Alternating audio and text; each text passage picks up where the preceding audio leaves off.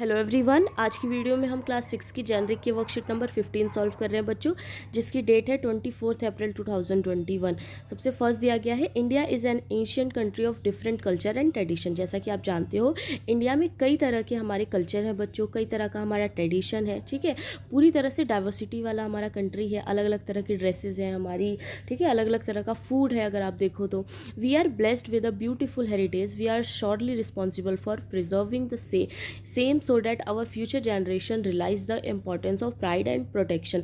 तो हम जितनी भी विरासत में चीज़ें मिली हुई हैं उन सभी को संभाल के रखना चाहिए। ठीक है, उसका प्रिजर्व करना हमारे लिए बहुत ज़्यादा ज़रूरी है। आज के टाइम पे ही देखो, अगर आप हमारे पास कितने ऐसे मॉन्यूमेंट्स हैं, ठीक है, जो हमको प्राउड फील करवाते हैं। तो इन सब को सुरक्षित रखना, ठीक है, इन सबको संभाल के रखना हमारी जिम्मेदारी बनती है, ताकि आने वाली जो जनरेशन है वो भी इसे देख के प्राउड फील कर पाए। ओके, उसके बाद फर्स्ट क्वेश्चन दिया गया है बच्चों, यहाँ पर ये देखिए, what is the name of the historical monument on every note and it is in which state, collect information on this. तो यहाँ पर देखिए बच्चों, आपके ये 3 नोट दिए गए हैं, 500, 200, 100 के।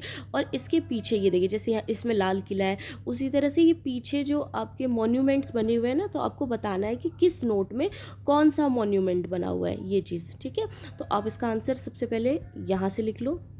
ठीक है, सबसे फर्स्ट है the sun, the 10 rupees note, यानी जो 10 रुपये का हमारा नोट है उसमें क्या बना हुआ है, सन टेम्पल बना हुआ है। ठीक है, विच is situated in Orissa state. बिल्कुल ऐसी का फर्स्ट वन डाल के आपको ऐसे ही लिखना है। फिर सेकंड है the new 20 rupees note has the picture of Ellora caves which is situated in the Maharashtra. ठीक है, आपको स्टेट का भी नाम लिखना है और ये भी बताना है कि उसमें क्या है। जैसे the new 50 rupees note has the picture of Hampi temple. जो 50 रुपीज़ का नोट है उसमें क्या है बच्चों, हम्पी टेम्पल है, विच is situated in the Karnataka state. जो कहाँ स्थित है, कर्नाटक स्थित है, कर्नाटक में।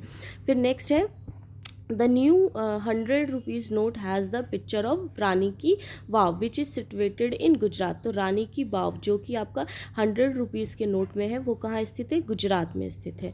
ओके, फिर नेक्स्ट है the new 200 rupees note has the picture of Sanchi Stupa. 200 का अगर आप नोट देखो, उसके पीछे सांची स्तूप स्थित है। ठीक है, सांची स्तूप बना हुआ है, तो जो कहाँ पर है, मध्य प्रदेश में है। और उसके बाद है the new 500 rupees note has the picture of red fort. और 500 के नोट पे क्या है, पीछे रेड फोर्ट है, और वो कहाँ स्थित है, दिल्ली में स्थित है। ठीक है, तो आप फर्स्ट का आंसर बिल्कुल यहाँ से ऐसे का ऐसी कर लेना। ठीक है, अब क्वेश्चन नंबर सेकंड देखते हैं।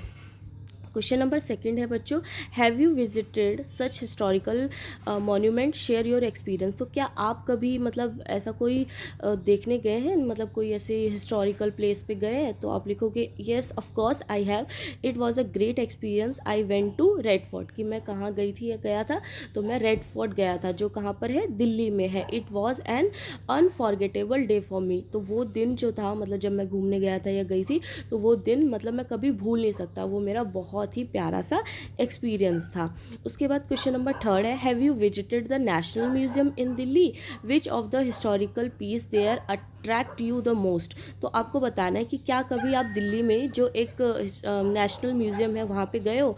तो आप बताओगे yes I went with my family, it is so beautiful, where I saw dancing doll. वहाँ पर एक डांसिंग डॉल है, ठीक है, मतलब ऐसे नाचती हुई गुड़िया, मतलब बहुत सुंदर लगती है वो। That I found very beautiful, तो वो मुझे बहुत ज़्यादा सुंदर लगी। ठीक है, इसके अलावा आप और भी लिख सकते हो, जैसे वहाँ पर एक मतलब गांधी जी की भी बहुत सारी चीज़ें हैं, तो आप उसके बारे में भी लिख सकते हो, या वहाँ पे बहुत सारी मूर्तियाँ हैं तो उसके बारे में भी लिख सकते हो, जो भी आपको अच्छा लगा हो। ठीक है, बाकी आप ये आंसर भी लिख सकते हो।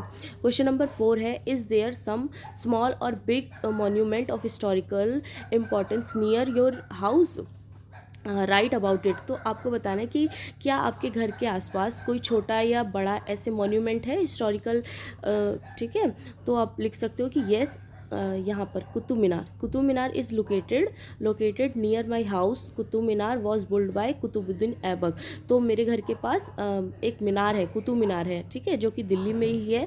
और इसे किसने बनवाया था, इसे बनाया था कुतुबुद्दीन ऐबक ने। During the holidays many tourist come from far and wide to see it.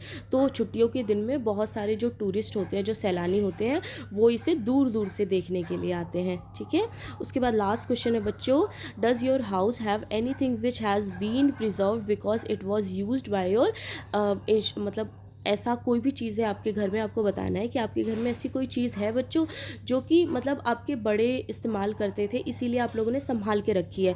तो जैसे मैंने लिखा है कि मेरे घर में क्या है कि कॉइन्स है, जो पहले के टाइम पे कॉइन्स होते थे ना, 5 पैसा का कॉइन्स, 2 पैसा का, 1 पैसा का। तो I have kept old coins given by my grand mother, तो उसे मेरी ग्रैंड मदर ने दिया था, इसीलिए मैंने बहुत ज़्यादा संभाल के रखा है। ठीक है, बहुत पुराने सिक्के हैं वो।